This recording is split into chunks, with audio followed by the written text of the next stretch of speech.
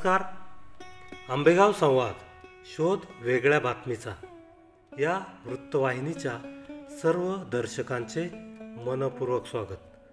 बातमी म्हाळुंगे पडवळ येथील श्री दत्त मंदिरातील गुरुपौर्णिमा उत्सवाची.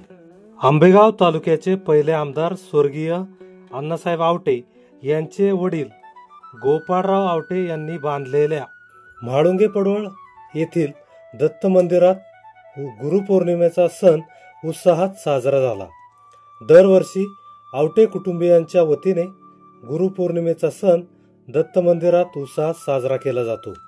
सकाळी श्री दत्त महाराजांचा अभिषेक करण्यात आला.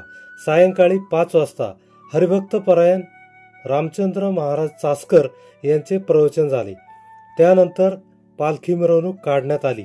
दिवसभर दत्त महाराजांच्या दर्शनासाठी म्हाळुंगे पडवळ व पंचक्रोशीतील भाविकांनी मोठी गर्दी केली होती.